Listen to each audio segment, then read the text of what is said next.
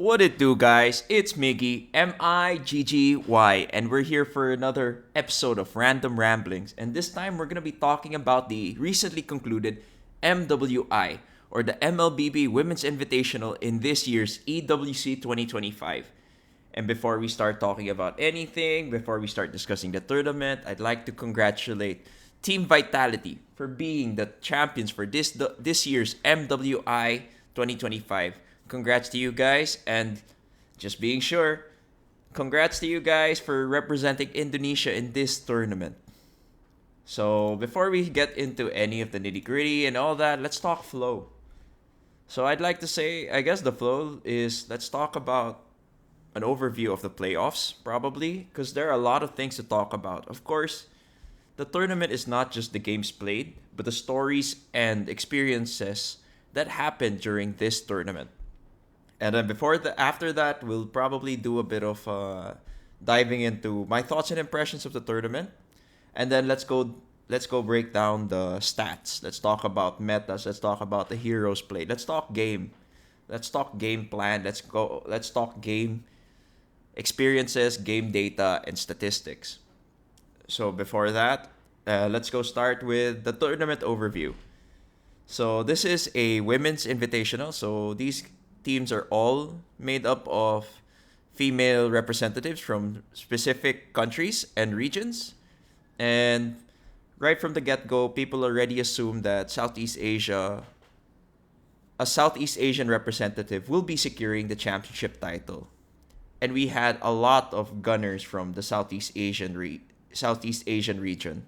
Specifically, our returning champions, now under a different banner, which is Navi PH, as they were the champions of last year's MWI, taking down Team Vitality. So if you're already catching my drift, we're already discussing the fact that there is a revenge storyline. There is a sort of reborn with Team Vitality, and congrats again for securing that title and bouncing back.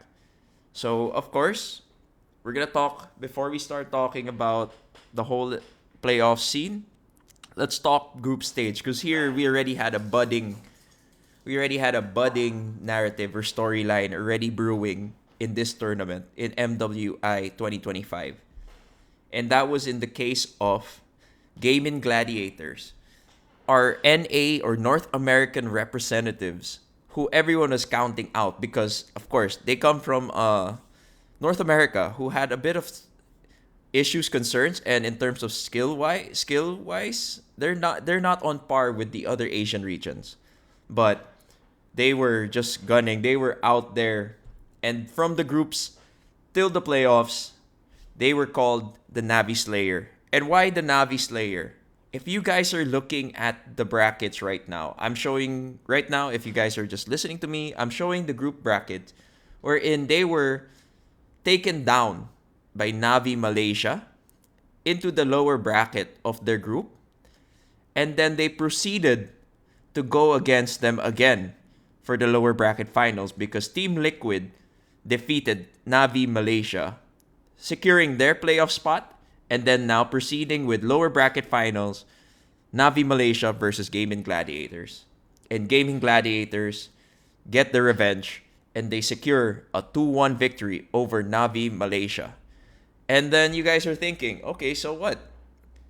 That's not the kicker there, because because of the tournament format, right after they secured their playoff spot, playoffs already started on the same day. And they went up against the other Navi team, the previous champion of MWI 2024, Navi PH.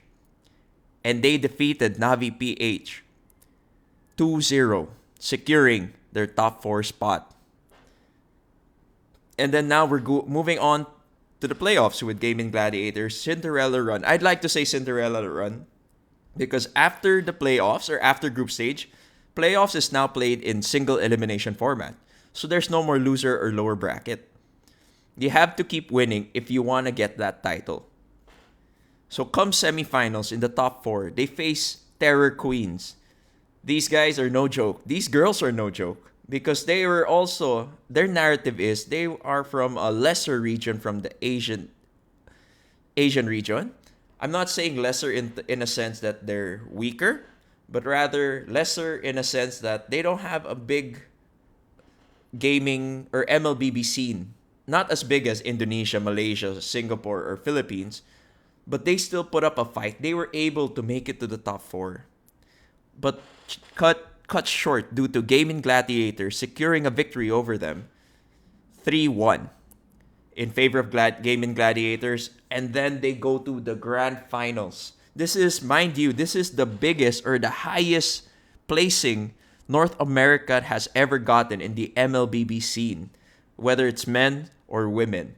So they secured the highest NA placement. They were able to garner club points for Gaming Gladiator because they show up in the grand finals.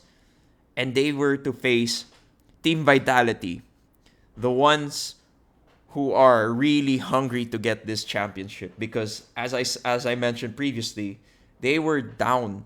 They were defeated by Navi Philippines, bannering a different name last MWI, but they still were hungry because they knew that it was their time, it was their game, it was their show to run. And true enough, they ended Gaming Gladiators' miracle run with a 4-0 sweep in the grand finals in a best of 7. And not just that, if we're talking players of these teams, Ashley, the Rome of Gaming Gladiators, wanted to take the title of Mother of Tanks from Vivian, who is the Rome, I believe, let me just fact check myself, who is the Rome of Team Vitality. She has the moniker of Mother of Tanks here in the MLBB scene, and Ashley wanted to challenge that. And true enough, Vivian came out on top with a 4-0 sweep with Team Vitality, securing and keeping her Mother of Tanks title. So now I could go on and on about these things, but I really want to do a special mention, of course, to the Philippine representatives. It may not have been the placements we wanted, but it's still a great showing. Especially for shout out for Team Liquid with their new gold laner, Kla. This is her first ever big title, big tournament showing, and she just came out running. She had one game where she went 15-0, I believe, on her Granger. And then everyone started debating if she was to be called the Pinay Sniper in tandem with Oheb, who is the Pinoy Sniper. He is the one who holds that moniker.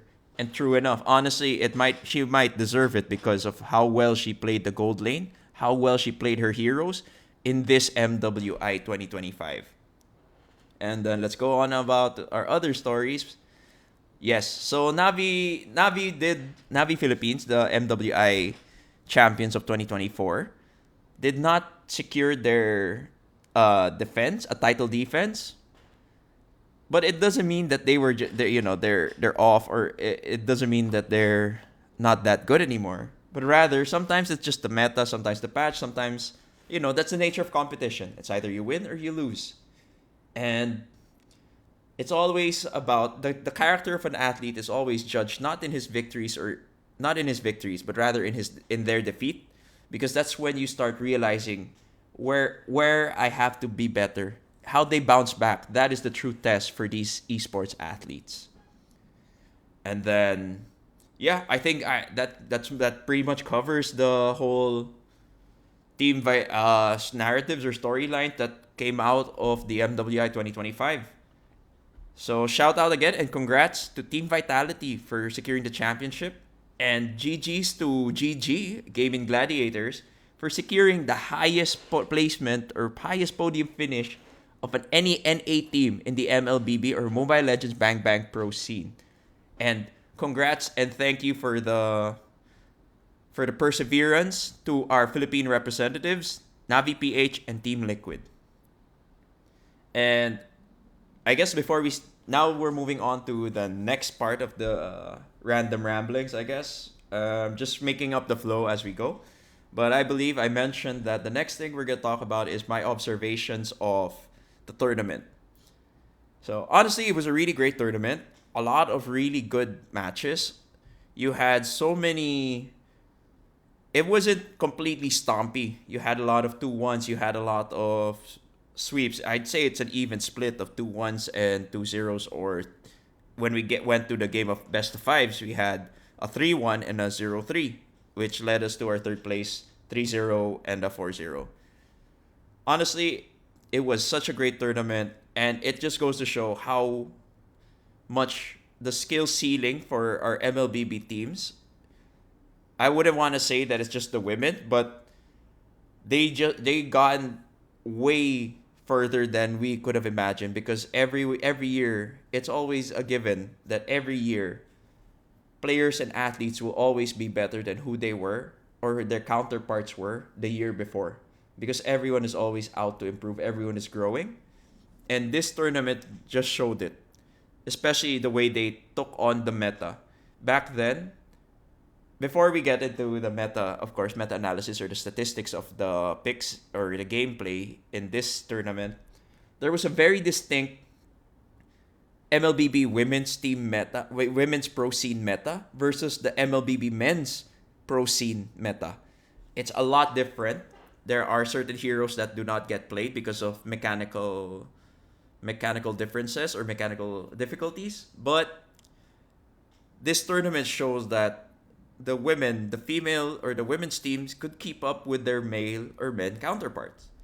So I'm actually hoping for uh, teams or tournaments that will have women's team players or men's team players. We might actually be seeing more often or not combined teams now. But honestly, that might be another topic for a different day, because there are no tournaments that do allow those kinds of things. Sometimes the team compositions are may skew towards all men or all women. There's no team, or there's no team willing to take a chance of having a mixed team tournament or mixed team tournament or mixed team composition of having both men and women in the team lineup. But in the MWI, it just showed that how well these players have gotten, how strong the women's team pro scenes are or scene is in the MLBB ecosystem. And I'm honestly seeing or hoping for more women's team tournaments in the near future. Tournament format wise, I feel like it was kind of rushed. Not to say that, of course, there are two ways to think about it. If you rush it, everyone is running on momentum, running on the pressure of wins and losses. But the other argument is, if they had ample time to rest, the results could have been different. But then we could talk about Gaming Gladiators really riding that momentum after beating Navi Malaysia. They went up against Navi Philippines straight ahead. And Navi Philippines came from a rest, I believe. They did not play because they did secure their playoff spot earlier. But I feel like having that space or like that gap of 1 day before getting into playoffs will be very good for teams in terms of a mental reset. So it's more or less an even playing field, because some teams were running on a momentum of a victory, while some teams were coming from a day of rest. So they're not as warmed up as their opponents are. But then again, that's a whole trade-off wherein, are you the type of team, or the argument could be, are you the type of team who works better rested, or are you the type of team that works better when you're warmed up, high from a win, and you want to keep winning, right? So I guess that's one of my critiques, I'd say, because honestly, it's understandable on team tournament organizing end that you want to have these things flowing. You want to have, as much as possible, you want to have nonstop action, especially if you're broadcasting it, right? And honestly, I like that the MLBB Women's Invitational is very streamlined, to the point that every day there was content, every day there were matches, to the point that when we got to the finals, everyone was heated, everyone was warmed up, everyone wanted to just really play their hearts out, because this is it. They were pushing. This is how they've been playing at this for how many days straight, and they just want it over with, and they just want it so bad that they do anything to get it. So I guess that's my tournament overview of the MWI. Really, congrats, kudos to the tournament organizers. Very well presented. The issues and concerns as a viewer were spot on. They were really good. There were not that many lulls, and it was always hype, I'd say. So that's why really, if you guys did not watch, I suggest you guys watch the replays of the MWI because the games, the outplays, the gameplay, and everything, it's really jam packed with action. And I guess with that, I'm gonna move on to statistics because you'd be surprised. There were a lot of things and observations I saw during the playoffs that could be very different from the way the men's team played the MLBB. So I will be sharing my 2 cents on that. So of course, let's move on to statistics. And for this one, we're gonna be talking about playoff picks. I'm not to say that groups did not matter. Rather, playoffs is more or less gonna skew towards a set meta because these teams are already know that these are the go-to heroes that we have to play because these are what will more or less secure us a victory because these are what's quote-unquote meta right now. And I believe the MSC teams, the men's team, were looking at these matches and will be basing their meta picks or their drafts on the picks that were played in the MWI. And more specifically, the MWI playoffs because the pool of heroes in the playoffs is a lot smaller than it was in group stage. So the data set is a bit more it's a bit more visible or solid because you might have some pocket picks here and there, especially of course you got the Masha and Kaja, for example. Those are your unique pocket picks. But chances are the meta is going to be revolving around these picks. And I'll go through a few of them specifically for specifically for each lane. So right off the bat, Granger was the most picked hero. Honestly, not surprised because Granger has been a comfort pick to a lot of our gold laners because it's been in the meta. It's been meta relevant for how many patches, how many seasons. Most likely because of the revamp.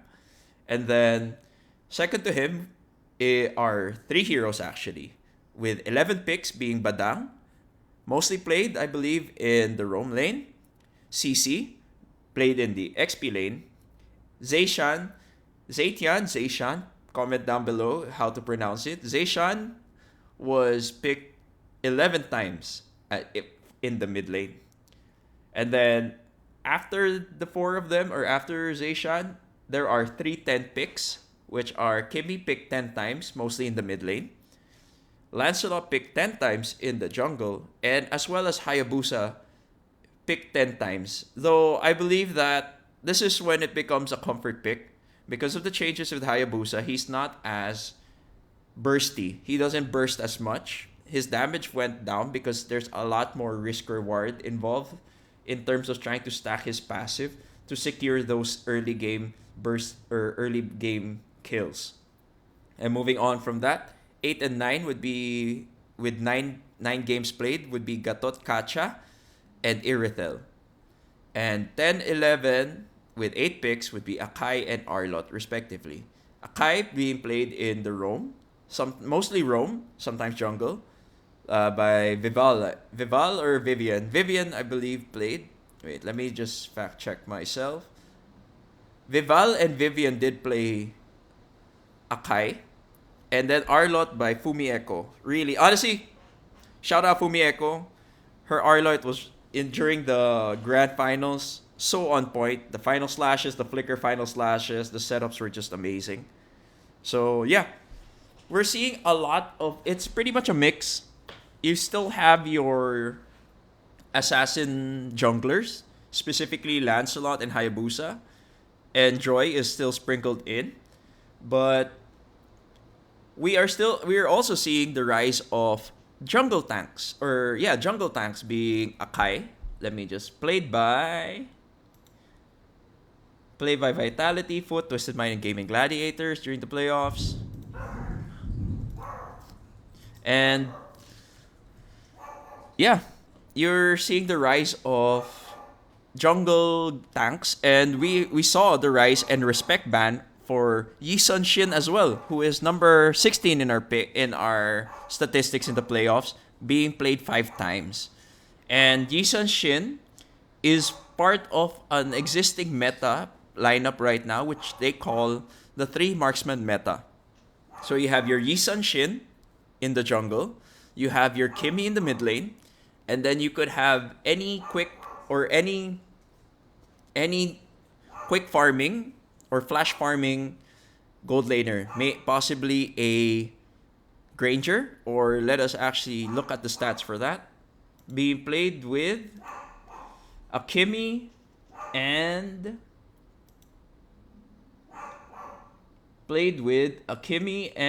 actually he's been played with Gatot Kacha a lot. So you have your two tanks and your three marksmen with Yisun Shin, Sunny, and Yisun Shin, Kimmy, and then you have a placeholder gold laner who is also a marksman.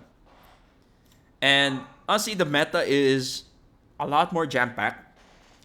You could see that the heroes they're picking are a bit mixed. So if the enemy jungler picks an assassin, you could go for a more tanky lineup.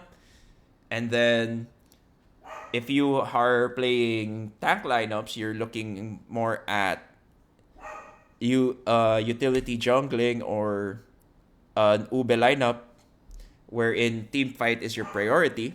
It's not really anymore a fight fire with fire kind of thing.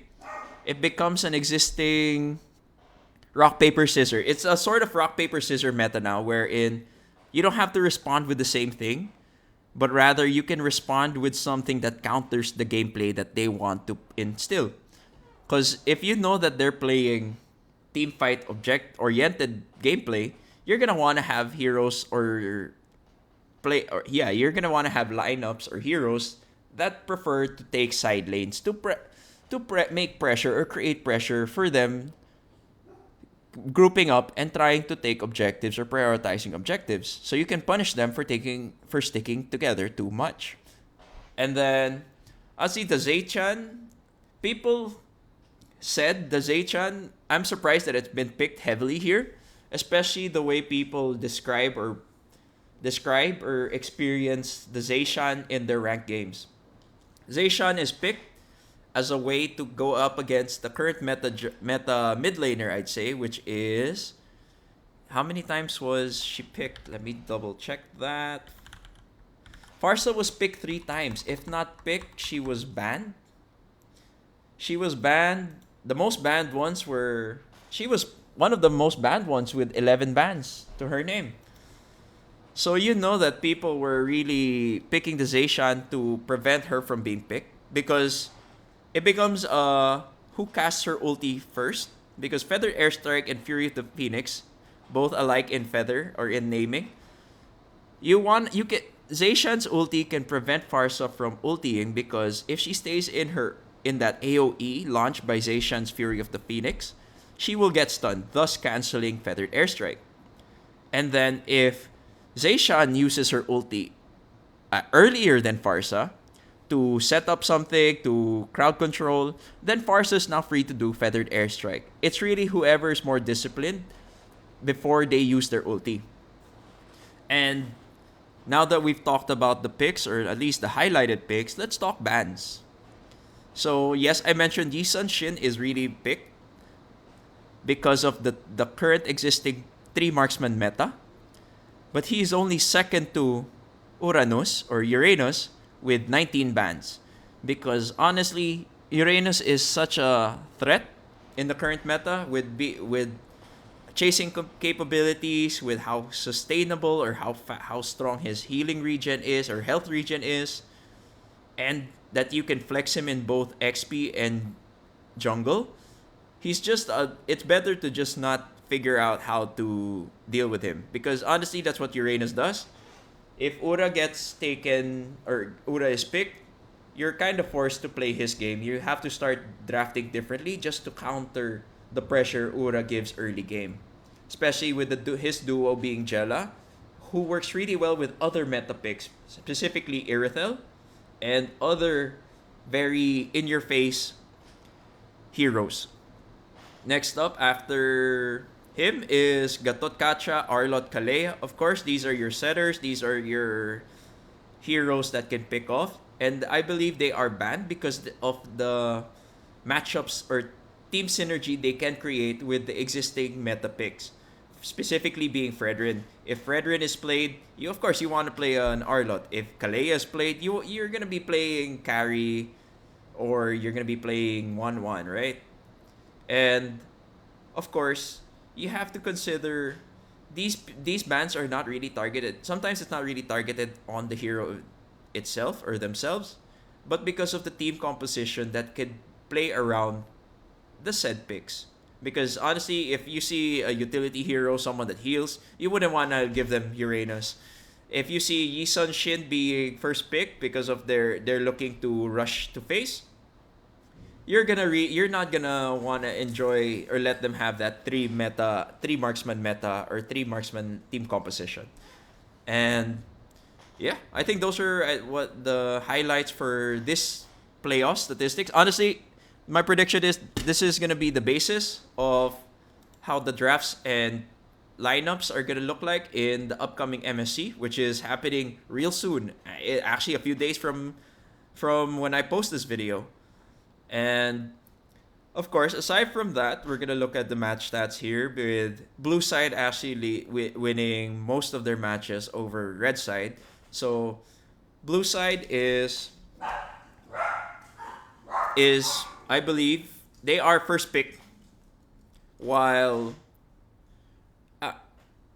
yeah, blue side is first pick, red side is first ban, I believe.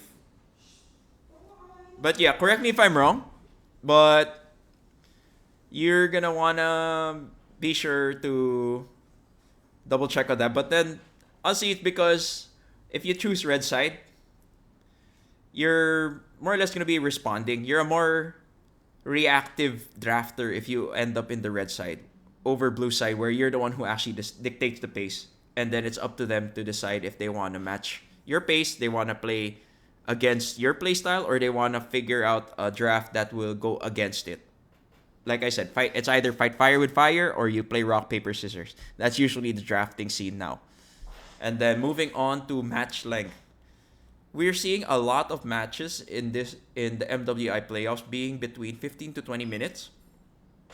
Honestly, this could boil down to either the draft, because team compositions, they always have an insurance policy, especially if you're down but not out yet. You're gonna want to draft a lineup with a late game insurance policy, aka Moskov. And these lineups tend to want to lean towards the 20 to 25 minute match length. But one thing I actually noticed that's completely different from the men's team, I don't know if it's going to be similar now to this meta, because we have yet to see MSC or the mid-season championship for the ML men's.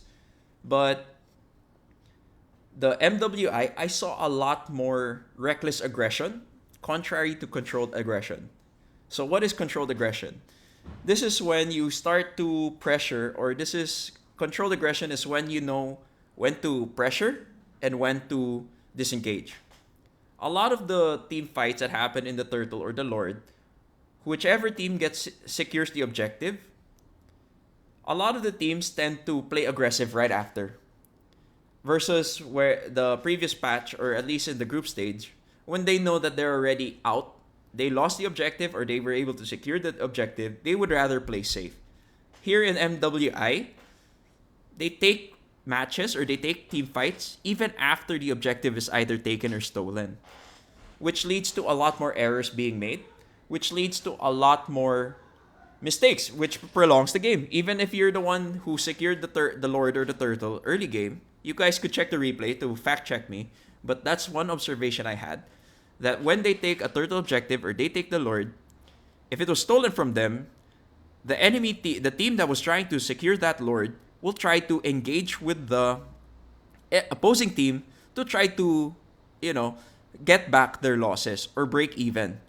Which happens, but then the case is they're already the ones taking the hits from the Lord, so they're already at a disadvantage because they have a lower health bar, they have less skills to use, which means the enemy team could capitalize on their disadvantage and steamroll them, pursuing that double X lead. But sometimes there are outpositioned gold laners that get taken out early game, early team fight, and then that leads to them actually denying the capitalization of the Lord Taken. So what does that mean? Honestly, that's one thing that could probably be worked on if it is a concern for the women's pro scene. The controlled aggression is a must.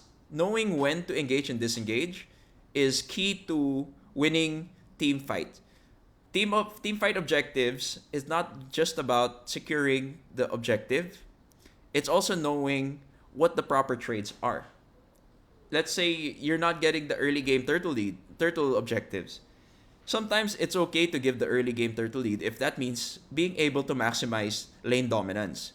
Securing the gold plates is a big thing, and then having access to better map or macro control beats out being able to get that one or the gold advantage you get from taking turtle early on.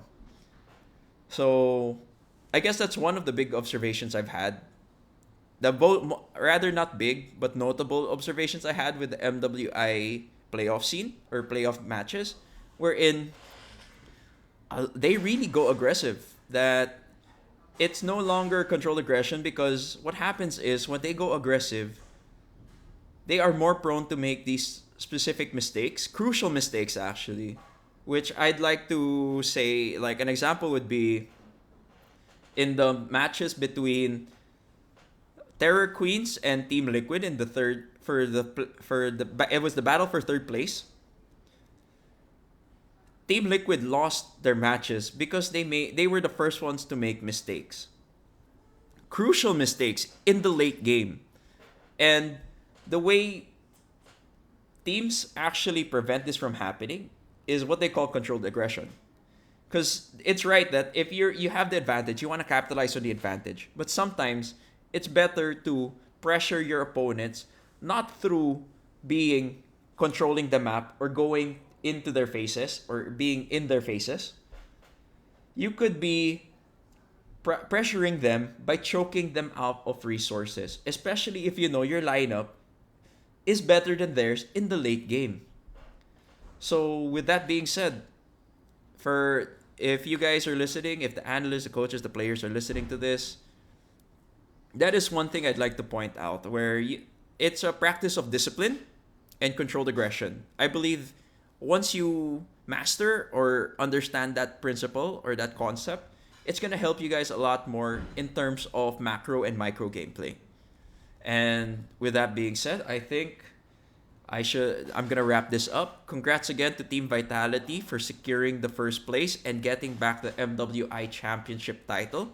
GG's to Gaming Gladiators for being the first ever NA team to reach second place in this caliber of a tournament and being known as the Navi Slayers. Congrats again to Navi PH and Team Liquid for representing the Philippines. And yeah, congratulations also to the organizers of the tournament. Very clean, very smooth. I had no qualms, and honestly, I enjoyed rebroadcasting and co-streaming the whole experience, or at least the grand finals and the finals. And with that being said, my predictions come MSC, the meta is probably gonna look like the upcoming MSC meta is probably gonna be looking like the MWI meta, and that's gonna be their basis. But who knows? Of course, these players are still different players from the representatives in the MWI, but it's a lot more to be said because we're gonna see more gameplay guaranteed. Meta stays the same, picks might be different, whatever. The intensity, everything, the prize, everything's on the line because this is one of the biggest tournaments before the coming M series. It's gonna be a really big one, and I believe that the gameplay is just gonna be really hot. It's not gonna be easy. This is gonna be one of the hardest tournaments because everyone just keeps improving. And let's move back to MWI. So of course, yeah, congrats and GG's to the organizers. And yeah, hopefully you guys enjoyed me yapping and rambling about these things. And again, it's Miggy, Miggy. You can follow me on Facebook, TikTok, and YouTube at It's Miggy. And I'll catch you guys real soon.